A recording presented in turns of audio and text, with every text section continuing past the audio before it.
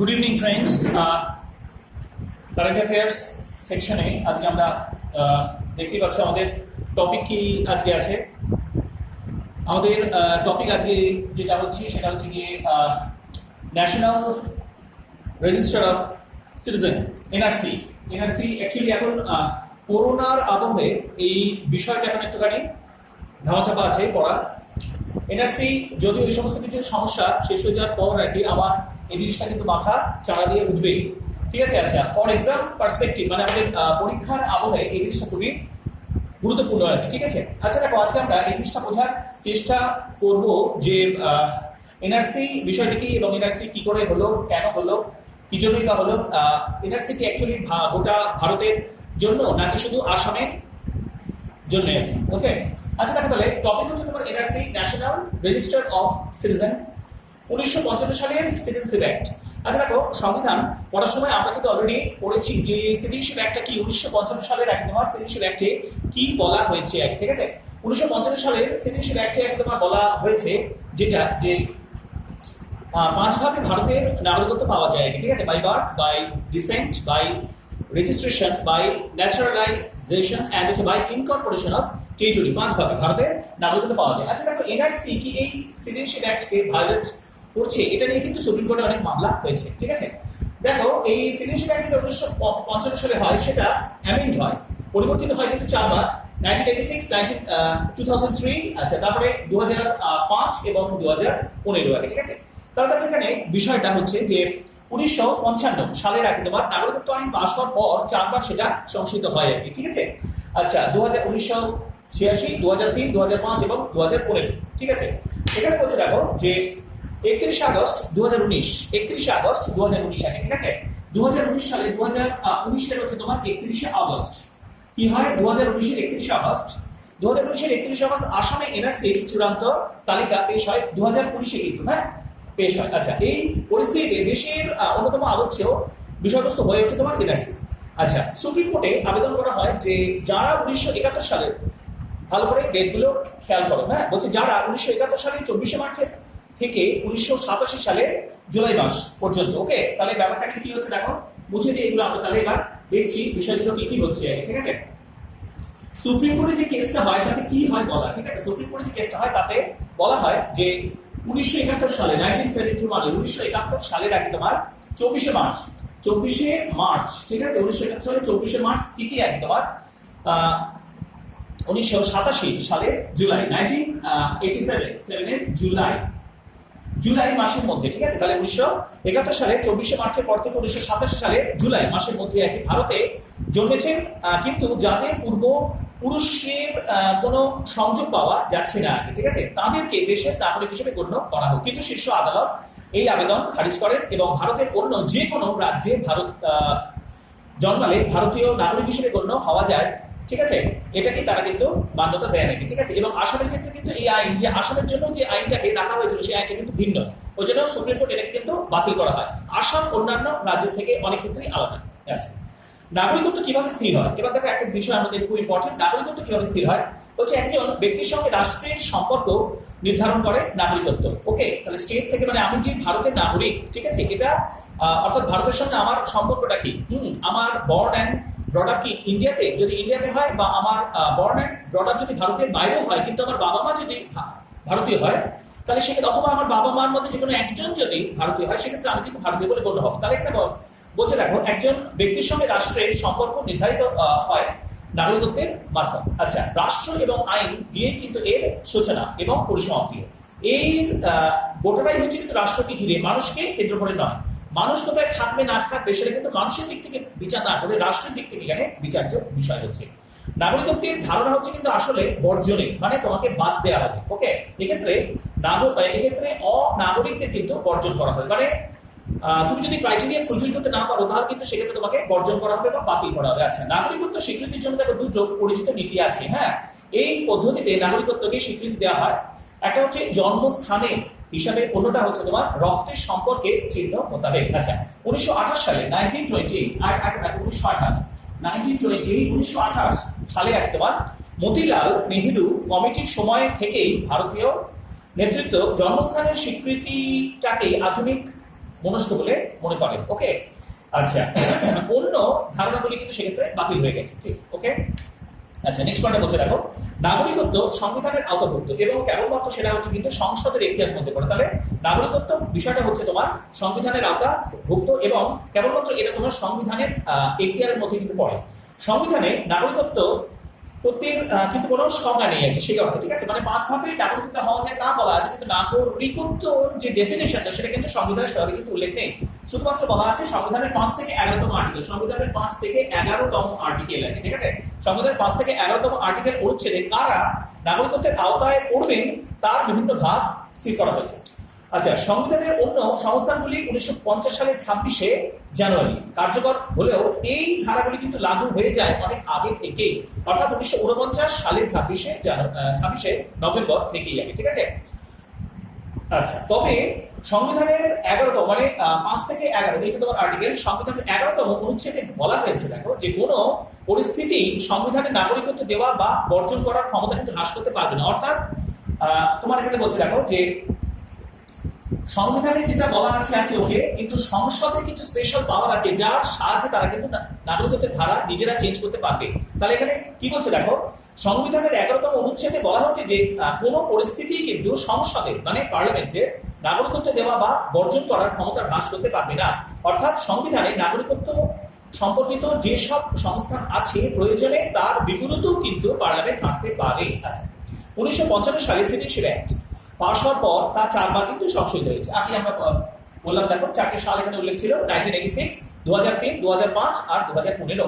যাদের ক্ষেত্রে সন্দেহ আছে তাদের নাগরিকত্বের ব্যাপারে সিদ্ধান্ত নেওয়ার ক্ষমতা সরকারের হাতে দেওয়া হয়েছে এই আইন বলে। তবে জন্মের ভিত্তিতে নাগরিকত্বের যে মানে নীতিমালা আছে মানে গত কয়েক দশকে রয়েছে সেটা কিন্তু বর্তমানে অনেকটাই সংকীর্ণ হয়ে মানে অনেকটাকে পরিসরটাকে ছোট করে আনা হয়েছে। ঠিক আছে, আচ্ছা, এর উপর রয়েছে আবার তোমার বিদেশি আইন, যার ফলে কোনো ব্যক্তির উপর নিজেকে বিদেশি বলে প্রমাণ করার চাপ ব্যাপক হারে কিন্তু বেড়েছে। ওকে, আচ্ছা, নেক্সট এবার বলছে দেখো, তাহলে তোমার কে নাগরিক হবে আর কে নাগরিক নয় সেটা আমরা কি করে বলবো আগে। ঠিক আছে, এখানে বলছে দেখো 5 নম্বর অনুচ্ছেদে কি বলা হচ্ছে, ভারতে যারা বসবাস করেন এবং যারা ভারতে জন্মেছে তারা কিন্তু নাগরিকত্ব পাবে না। ঠিক আছে, এমনকি যাদের জন্ম ভারতে নয় কিন্তু বসবাস ভারতে এবং যাদের বাবা মার মধ্যে যে কোনো একজন ভারতে জন্মেছেন তারাও কিন্তু নাগরিকত্ব হিসেবে স্বীকৃতি পাবেন। আচ্ছা, যারা এদেশে 5 বছরের বেশি সময় ধরে বসবাস করেছেন তারাও কিন্তু নাগরিকত্বের জন্য আবেদন করতে পারবেন 5 বছরের সময় ধরে। ঠিক আছে, যে আমরা বললাম মানে by birth, by descent, by registration. রেজিস্ট্রেশনটা যেটা তোমার ছিল মানে একটানা 5 বছর আগে, তোমার একটানা 5 বছর যদি ভারতে থাকো তাহলে তুমি রেজিস্ট্রেশনের মাধ্যমে ভারতীয় বলে গণ্য হতে পারবে। আর বাই ন্যাচারালাইজেশনটা ছিল একটানা 10 বছর আগে। ঠিক আছে, আচ্ছা, 6 নম্বর দেখো অনুচ্ছেদে মানে 6 আর্টিকেলে বলা হচ্ছে যে এদেশে স্বাধীনতা যেহেতু এসেছিল দেশভাগ, হ্যাঁ, দেশ বিভাজনের মধ্য দিয়ে, সেই জন্য 6 নম্বর অনুচ্ছেদে বলা হচ্ছে যে যারা 1949 সালের 19 জুলাই 1949 এখানে বলছে 1949 সালের 19 জুলাই কি বলছে দেখো, 1949 সালের 19 জুলাই 1949। ঠিক আছে, 1949 সালের একদম 19 জুলাই, হ্যাঁ, 1949 সালের 19 জুলাইয়ের আগে মানে এর আগে যারা ভারতে এসেছেন, হ্যাঁ, তাদের বাবা মা ঠাকুরদা, হ্যাঁ, যদি কেউ এদেশে জন্মে থাকেন তবে তারা কিন্তু ভারতীয় নাগরিক হিসেবে গণ্য হবেন। কিন্তু ওই তারিখের পর যারা ভারতে এসে মানে এই তারিখের পরের ভারতে গেলে কিন্তু এদেশে প্রবেশ করলে তারা কিন্তু নিজেদের নথিভুক্ত করতে হবে। অর্থাৎ এর আগে গেলে অটোমেটিক্যালি ইন্ডিয়ান বলে গণ্য হবে, কিন্তু তারপরে গেলে তোমাকে তোমার নাম এলিস্টেট করতে হবে। আচ্ছা, এবার আর্টিকেল দেখো 7 কি বলছে, আর্টিকেল 7 কি বলা হচ্ছে দেখো, আর্টিকেল 7 বলছে 1947 সালের 1 মার্চ 1947 এর 1 মার্চ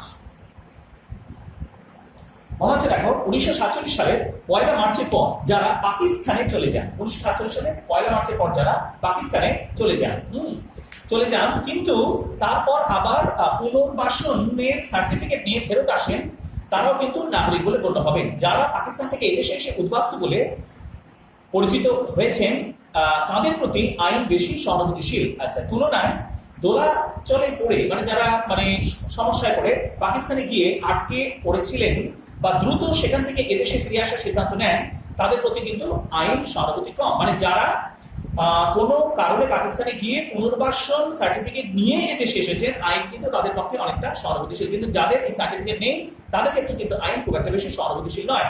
8 নম্বর, আচ্ছা দেখো 8 নম্বর আর্টিকেলে বলা হচ্ছে যে ভারতীয় বংশোদ্ভূত কোনো ব্যক্তি যদি ভারতের বাইরে বসবাস করে, যারা বাবা মা অথবা ঠাকুরদা ঠাকুমা কেউ ভারতে জন্মেছেন, তিনি দূতাবাসের মাধ্যমে ভারতীয় নাগরিক হিসেবে নিজেকে নথিভুক্ত করতে পারেন। আচ্ছা, এবারে এগুলো তোমার আইনগুলো গেল। এবারে হচ্ছে তোমার আসল জিনিস, এবারে প্রথম সংশোধনী, যেটা তোমাকে আগে আমরা বললাম 1986।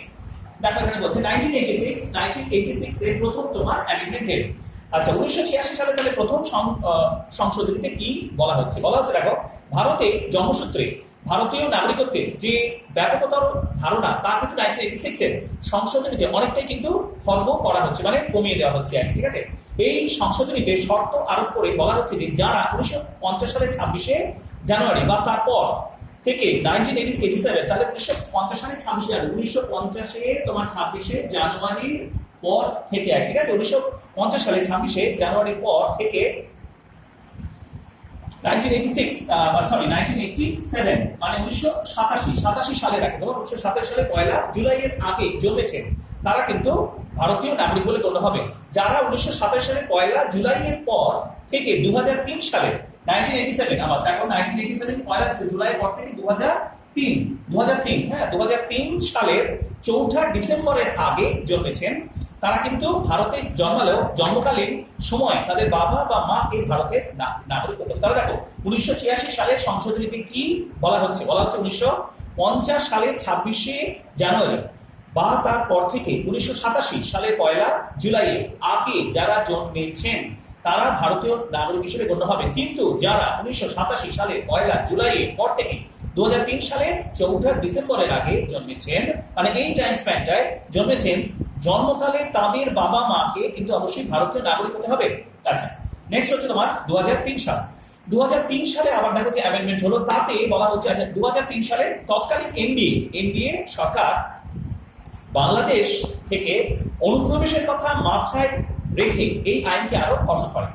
আচ্ছা, এখানকার আইনে যারা 2004 সালে 3 ডিসেম্বর বা তারপরে জন্মেছেন তাদের নাগরিকত্ব প্রাপ্তির জন্য হয় তাদের বাবা মা উভয়কেই ভারতের নাগরিক হতে হবে বা যে কোনো একজনকে ভারতের নাগরিক হতে হবে, এবং অন্যজন বেআইনি অনুপ্রবেশকারী হলে চলবে না, ঠিক আছে। এই কঠোর সংশোধনীগুলি আনার ফলে ক্রমশ ভারতে যে রক্তের সম্পর্কের মাধ্যমে নাগরিকত্বের নীতি, সেটা মানে নীতিসমূহের দিকে ভারত কিন্তু আস্তে আস্তে এগিয়ে যাচ্ছে। আচ্ছা, এর ফলে কোনো বেআইনি অনুপ্রবেশকারী 7 বছর ধরে ভারতে বসবাস করলেও স্বাভাবিকতার সূত্র বা নথিভুক্তর মাধ্যমে নাগরিকত্ব দাবি করতে পারবেন না। আচ্ছা, নেক্সট নাগরিকত্ব সংশোধনী বিল। এখানে করছে দেখো, এই সংশোধনী প্রস্তাব করা হয়েছে 2014 সালের 14 ডিসেম্বর, 2014 সাল, ঠিক আছে। 2014 মানে যখন থেকে বিজেপি ক্ষমতায় এলো 2014 সালে তোমার 14 ডিসেম্বরের আগে কি বলা হচ্ছে যে 2014 সালের 14 ডিসেম্বরের আগে পাকিস্তান, বাংলাদেশ এবং আফগানিস্তান, তাহলে কি পাকিস্তান, বাংলাদেশ, আফগানিস্তান থেকে ভারতে প্রবেশকারী হিন্দু, শিখ, জৈন, বৌদ্ধ, পার্সি এবং খ্রিস্টানদের এরা ভারতবর্ষে বসবাস করতে পারবেন। তাহলে 2014 সালের 14 ডিসেম্বরে যে আইনটা পাশ করা হয়েছে, যেটা নিয়ে এত ঝামেলা, তাতে বলা হচ্ছে পাকিস্তান, বাংলাদেশ আর আফগানিস্তান, ঠিক আছে, তিনটি কিন্তু মুসলিম ইসলামিক কান্ট্রি, এই তিনটা কান্ট্রি থেকে মানে নিপীড়িত হয়ে যে সমস্ত হিন্দু, শিখ, বৌদ্ধ, জৈন, পার্সি এবং খ্রিস্টানরা ভারতবর্ষে আসবেন, তারা কিন্তু তাদের আমরা শরণার্থী হিসেবে মেনে নেব।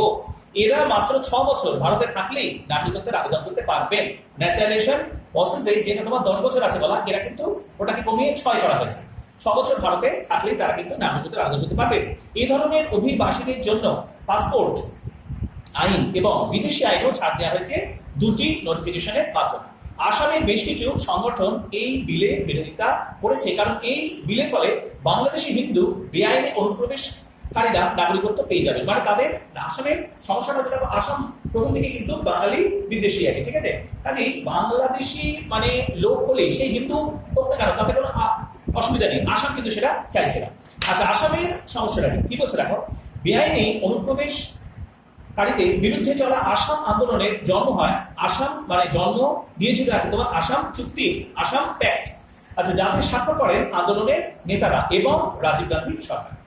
আচ্ছা, সেই অনুযায়ী 1986 সালে নাগরিকত্বের আইনে বদল এনে আসামের নাগরিকদের জন্য একটা বিশেষ বিভাগ তৈরি করা হয়, নতুন 6A ধারায় বলা হয় যে ভারতীয় বংশোদ্ভূত যে কেউ যিনি 1966 সালের 1 জানুয়ারির আগে 1966 কিন্তু লাগছে বলা, ঠিক আছে, 19 বলতে রাখো 66 1966 সালের 1 জানুয়ারি আগে 1966 সালের 1 জানুয়ারির আগে ভারতে প্রবেশ করেছেন তারা কিন্তু ভারতীয় নাগরিক হিসেবে কিন্তু বিবেচিত হবে। এবং যারা 1966 সালের 1 জানুয়ারি থেকে 1971 সালের 25শে মার্চের মধ্যে ভারতে এসে সাধারণ বাসিন্দা হিসেবে রয়ে গেছেন তারা কিন্তু বিদেশি হিসেবে চিহ্নিত হওয়ার 10 বছর পর ভারতের নাগরিকত্ব পাবেন। অন্তর্বর্তী সময়কালে তাদের কোনো ভোটাধিকার থাকবে না, মানে তারা ভারতে থাকতে পারেন কিন্তু তাদের কোনো স্বাভাবিক রাইট থাকবে না, কোনো ভোটাধিকার থাকবে না।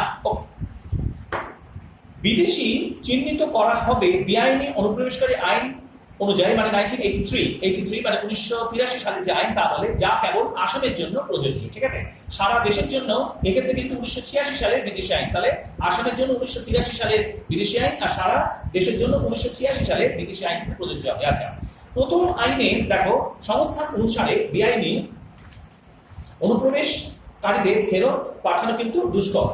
আচ্ছা, এমনিতেও দেখো একটা জিনিস, মানে অনুপ্রবেশকারী যারা মানে সংখ্যা যদি খুব বেশি হয়ে যায় তাহলে কিন্তু তাদের কোনোভাবে ঠেলে আবার তাদের আগের অবস্থানে ফিরিয়ে দেওয়া, মানে বর্ডার চেঞ্জ করে তাদের আবার অন্য দেশে পাঠানো। ধরো আমি ধরে নিলাম বাংলাদেশ নিয়ে আমাদের যেহেতু সমস্যাটা বেশি, তাহলে সেক্ষেত্রে তাদেরকে ধরে জোর করে ওই অত লক্ষ, ধরো এমনিতেই 40 লক্ষ লোক এমনি তোমার মানে ডি, যাদের নামের পাশে ডি লেখা আছে, মানে ডাউটফুল আর কি, এরকম 40 লক্ষ লোক তো এক ধাক্কায় ঠেলে বাংলাদেশে পাঠানো অসম্ভব। তাহলে কি বলছে দেখো, সর্বানন্দ সোনোয়াল যিনি আসামের মুখ্যমন্ত্রী, সর্বানন্দ সোনোয়াল। আচ্ছা, সোনোয়ালের আবেদনের ভিত্তিতে 2005 সালে সুপ্রিম কোর্ট এই আইনকে অসাংবিধানিক মানে আনকনস্টিটিউশনাল বলে আখ্যা দিয়ে এটাকে খারিজ করে দেন। এই মামলায় আদালত বলে যে 14 নম্বর ধারায়, মানে যেটা আইনের চোখে সকলে সমান, 14 নম্বর অনুচ্ছেদে যে সমতার অধিকার দেওয়া হয়েছে ভৌগোলিক শ্রেণীবিন্যাস তার পরিপন্থী। এরকম কোন ভিন্নতা, এরকম আরো একটি ভিন্নতা কিন্তু আছে পশ্চিম পাকিস্তানের ক্ষেত্রে। পাকিস্তানের ক্ষেত্রে নির্ধারিত তারিখে, পশ্চিম পাকিস্তান বলতে এখন যেটা পাকিস্তান সেটাই, নির্ধারিত তারিখ হচ্ছে 1949 সালের 19 জুলাই হলেও নেহেরু লিয়াকত চুক্তির কারণে পূর্ব পাকিস্তানের ক্ষেত্রে মানে বাংলাদেশের ক্ষেত্রে তা ঠেলে দেওয়া হয়েছে 1950 সাল পর্যন্ত, ঠিক আছে। আচ্ছা, 6A যে ধারা সাংবিধানিকতা কি বলছে দেখো, এটা 6A ধারা অনুযায়ী বলছে যে যার ভিত্তিতে সাম্প্রতিক এনআরসি, মানে তোমার ন্যাশনাল রেজিস্টার অফ সিটিজেন তৈরি করা হচ্ছে, 6A ধারা অনুযায়ী এনআরসি প্রস্তুত করা হচ্ছে, তার মানে কনস্টিটিউশনাল যে তোমার ইম্প্যাক্ট সেটাকে খতিয়ে দেখবে হচ্ছে 5 বিচারপতির একটা কনস্টিটিউশনাল বেঞ্চ, মানে সুপ্রিম কোর্টের 5 বিচারপতির একটা কনস্টিটিউশনাল বেঞ্চ দেখবে, ঠিক আছে। আচ্ছা, বিচারপতি কে আছেন ভেরি ইম্পর্টেন্ট, নামগুলো দেখো। মদন বি লকুর, ঠিক আছে, বিচারপতি জাস্টিস আর কি মদন বি লকুরের নেতৃত্বাধীন বেঞ্চে 2017 সালের আগে তোমার 19 এপ্রিল 2017 সালের 19 এপ্রিল এই মামলার শুনানি একদম হয়েছিল, কিন্তু সে বছরের আগস্টে বিচারপতি পিসি পান্থের অবসরের ফলে ওই বেঞ্চ কিন্তু বিলুপ্ত হয়ে যায়। ওকে, এই হচ্ছে ব্যাপার। আচ্ছা, এখানে তাহলে ব্যাপারটা হচ্ছে দেখো যে ফরেনার্স ট্রাইব্যুনাল তোমার কিভাবে কাজ করে, ঠিক আছে। অর্থাৎ এই যে লোকগুলোকে আমরা ঠেলে আবার তাদের আগের অবস্থায় ফেরত, মানে ভারত থেকে তাড়িয়ে, সিম্পল কথা, তাড়িয়ে আমরা বাংলাদেশে ফেরত পাঠাবো, কিভাবে পাঠাবো, ফরেনার্স ট্রাইব্যুনাল কিভাবে কাজ করছে আগে, ঠিক আছে। বলছে দেখো, আসামে এনআরসি চূড়ান্ত তালিকা প্রকাশ হওয়ার কথা ছিল 15 জুলাই 2019 15 জুলাই, অলরেডি সেটা হয়েছে। বিদেশি বলে ট্রাইব্যুনাল দ্বারা নির্ধারিত হয়েছে বহু লোক। আচ্ছা, অনেকের আবেদন এখন কিন্তু ঝুলছে, কারণ এত সংখ্যক লোক এদেরকে মানে ক্লিয়ার করা এখন কিন্তু সম্ভব নয়। আচ্ছা, এরা ঠাঁই পাচ্ছেন কোথায়, ডিটেনশন ক্যাম্পে। ফরেনার্স ট্রাইব্যুনাল ঠিক কি পদ্ধতিতে কাজ করে সেটা আমরা দেখবো। এখানে হচ্ছে দেখো, গত মানে কয়েক মাস আগে একদম স্বরাষ্ট্র মন্ত্রকের রাষ্ট্রমন্ত্রী জি.কে. রেড্ডি সংসদে বলেন যে 1985 সাল থেকে 2019 সালের 28 ফেব্রুয়ারির মধ্যে আসামের ফরেনার্স ট্রাইব্যুনাল একপাক্ষিকভাবে 63,959 জনকে বিদেশি বলে ঘোষণা করে। অর্থাৎ এই ঘোষণার সময় এরা রাজ্যে কিন্তু উপস্থিতি ছিলেন।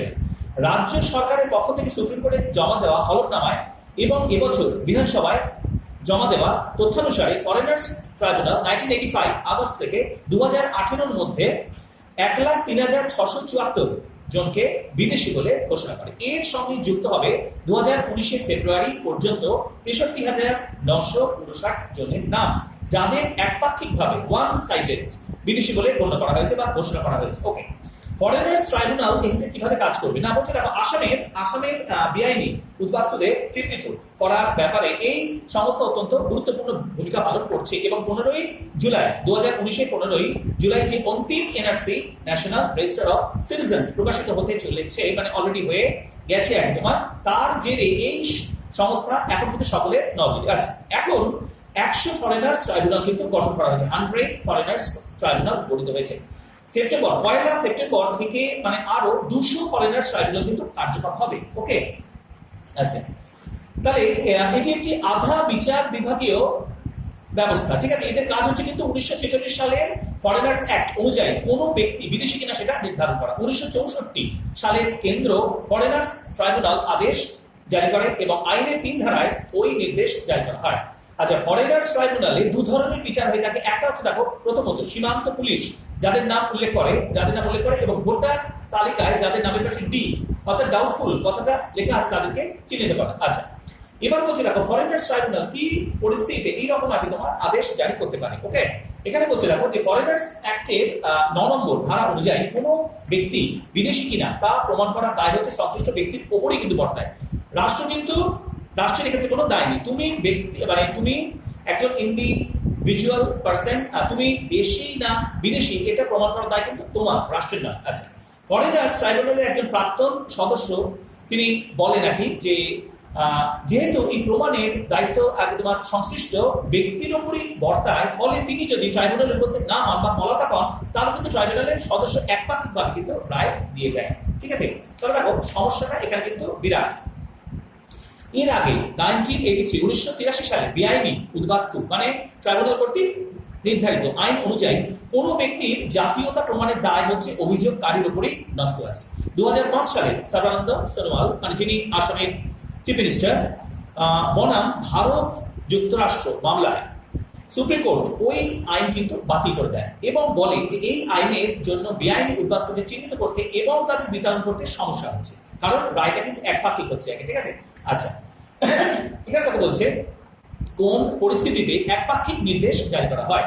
সুপ্রিম কোর্ট এবছর এপ্রিল মাসে অর্থাৎ এটা কিন্তু 2019 কথা বলা হচ্ছে। সুপ্রিম কোর্ট এবছর এপ্রিল মাসে এক হলফনামায় আসাম সরকারকে বলে যে বিদেশি মামলায় যখন কেউ জানতে পারেন যে তার নাগরিকত্ব নিয়ে তদন্ত হচ্ছে তখন তিনি অন্য কোনো জায়গায় চলে যান এবং তার হদিশ পাওয়া যায় না। এরকম ক্ষেত্রে একটি ট্রাইব্যুনালের পক্ষে একপাক্ষিক উপায় রায় দেওয়া ছাড়ার উপায় নেই। এই হলফনামায় আরো বলা হয়েছে যে সন্দেহভাজন বিদেশিরা কোন কোন ক্ষেত্রে নোটিশ পেয়ে ফরেনার্স ট্রাইব্যুনালের সামনে হাজিরা দেন এবং কিছু নথি এবং লিখিত বিবৃতিও দেন, তারা কিন্তু পরবর্তী তারিখগুলিতে আর হাজির হন না, অর্থাৎ প্রাথমিক পর্যায়ে হাজির হলো পরে আর হাজির হন না। তাদের কাছে হয়তো সেই ধরনের প্রমাণ নেই, পর্যাপ্ত প্রমাণের অভাবে তারা হাজির হন না, তারা ভারতবর্ষের অন্য কোনো রাজ্যে আবার পালিয়ে যায়। আচ্ছা, আসাম সরকার সুপ্রিম কোর্টে জানায় যে যখন দেখা যায় যে দীর্ঘ সময় ধরে কেউ অনুপস্থিত তখন সংশ্লিষ্ট ব্যক্তির দ্বারা বিবৃতি এবং নথির ভিত্তিতে কিন্তু মামলা দায়ের করা হয় এবং মামলা মীমাংসা করা হয়। এইসব কারণেই কিন্তু ফরেনার্স ট্রাইব্যুনালে বেশ বড় সংখ্যক মামলা একাধিকভাবে বা একপাক্ষিক রায় ঘোষণা করা হয়েছে। কিন্তু অভিযুক্ত ব্যক্তির একেবারে হাজিরা দেওয়া মানে অভিযুক্ত ব্যক্তিরা হাজিরা দেওয়া বন্ধ করে দেন কেন? আচ্ছা, প্রশ্নটা হচ্ছে দেখো ফরেনার্স ট্রাইব্যুনালের মুখোমুখি যারা হয়েছেন এমন ব্যক্তিদের পরিবার এবং তার আইনজীবীরা এক্ষেত্রে একাধিক কারণের কথা উল্লেখ করেন। তারা বলছেন এর মধ্যে অন্যতম হচ্ছে নোটিশ অভিযুক্তের কাছে পৌঁছই না। আইনজীবী আমান ওয়াডুর যিনি গুয়াহাটি আর কি আসামের হাইকোর্টে এবং ফরেনার্স ট্রাইব্যুনালে বহু অভিযুক্তের হয়ে সওয়াল করে থাকেন আমান ওয়াডুর। আচ্ছা, এবং তিনি বলেন ধরুন একটা নোটিশ পাঠানো হলো এমন একজন নির্মাণ কর্মীর নামে একটা ভাড়া বাড়িতে, যেখানে তার সম্পর্কে আসাম পুলিশের সীমান্ত শাখা তদন্ত করছিল বেশ কয়েক মাস আগে। তিনি অন্য জেলায় অন্য একটা নির্মাণ ক্ষেত্রে তখন চলে গিয়েছেন। সেক্ষেত্রে তিনি নোটিশ কিন্তু হাতেই পাবেন না এবং জানতেও পারবেন না যে কিভাবে ট্রাইব্যুনালে হাজিরা দিতে হয়। এটা হচ্ছে বাস্তবিক সমস্যা। অধিকাংশ মামলাতেই কিন্তু পুলিশ অভিযুক্তকে ট্রাইব্যুনালের নোটিশ পাঠায়ই না, যার ফলে এইসব ব্যক্তিরা তাদের অজ্ঞাতে কিন্তু বিদেশি বলে ঘোষিত হয়ে যান। এই কিছু ক্ষেত্রে নোটিশ পাওয়া সত্ত্বেও অনেককে কয়েকবার আবার ট্রাইব্যুনালে হাজিরা দেওয়ার পর দারিদ্র, অশিক্ষা এবং পদ্ধতিগত জটিলতার জন্য উপস্থিতি হন। ঠিক আছে, আচ্ছা, বেশ কিছু এমন মামলাও আছে যাতে আইনজীবীরা মানে ভুল পরামর্শ দেওয়ায় কিন্তু অভিযুক্তরা আর হাজির হননি। আচ্ছা, সরকারি হলফনামায় দেখা নোটিশ পাঠানোর পদ্ধতি সম্পর্কে উল্লেখ করা হয়েছে। এখানে বলা হয়েছে যে অনেক মামলায় অভিযুক্ত ব্যক্তি নোটিশ গ্রহণ করতে চান না, ফলে অন্য পদ্ধতিতে নোটিশ জারি করার ব্যবস্থা নেওয়া হয়ে থাকে। অবর্তমায় বলা হয়েছে যে তেমন ক্ষেত্রেও একপাক্ষিকভাবে কিন্তু আমরা মামলার রায় দিয়ে দিই। 1964 সাল 1964 সালের ফরেনার্স ট্রাইব্যুনাল নির্দেশের 3A ধারায় বলা হয় যে ট্রাইব্যুনাল যদি একপাক্ষিকভাবে রায় দেয় এবং যদি সংশ্লিষ্ট ব্যক্তিরা হাজিরা না দেওয়ার সপক্ষে যথাযথ যুক্তি থাকে তাহলে তিনি ওই নির্দেশে 30 দিনের মধ্যে আবেদন করতে পারবেন। যদি তেমন হয় তাহলে কিন্তু ফরেনার্স ট্রাইব্যুনাল একপাক্ষিক ওই নির্দেশ বাতিল করে যথাযথভাবে কিন্তু মামলা চালাতে পারে। ঠিক আছে, এই আইনে বলে 30 দিন পরে কোনো আবেদন করা হলে তা নামঞ্জুর করতে পারে কিন্তু এই ফরেনার্স ট্রাইব্যুনাল। আচ্ছা, আইনজীবীরা এও বলেন যে যদি একবার একপাক্ষিক নির্দেশ জারি হয়ে যায় তাহলে কিন্তু সংশ্লিষ্ট ব্যক্তি 30 দিনের মধ্যে সে কথা জানতেই পারেন না। ওকে, এখানে তারা দেখো সমস্যাটা কিন্তু আমাদের মানে বিশাল গুরু আর এখানে অনেক তথ্য আছে যেগুলো আজকে আমি ব্যাখ্যা করলাম তোমাদের কাছে। আমাদের পরীক্ষায় কিন্তু এই একটা মানে এখান থেকে প্রচুর প্রশ্ন আসার সম্ভাবনা আছে প্রিলি এবং মেনে, তার জন্যই আমি আজকে এটা ব্যাখ্যা করলাম। সালগুলো বললাম, এনআরসি কি, এই জিনিসগুলো দিলাম, এই জিনিসগুলো আমাদের অবশ্য করেই জানতে হবে। আশা করি ভবিষ্যতে আরো ডিটেলে এইসব নিয়ে আমি ভিডিও আনবো আর কি। ওকে, আচ্ছা, আপাতত আজকে এই পর্যন্তই। তোমরা ভিডিওটা ভালোভাবে দেখো, ভালোভাবে মানে শোনো, বারবার করে শুনবে, তবে এই যেটাগুলো অবশ্যই তোমাদের মাথায় থাকবে। আর অবশ্যই খাতা পেন দিয়ে কিন্তু যেটাগুলো যতটা সম্ভব খাতায় লিখে রাখবে। ওকে, আর অবশ্যই চ্যানেলটাকে সাবস্ক্রাইব করো। ওকে, থ্যাংক ইউ।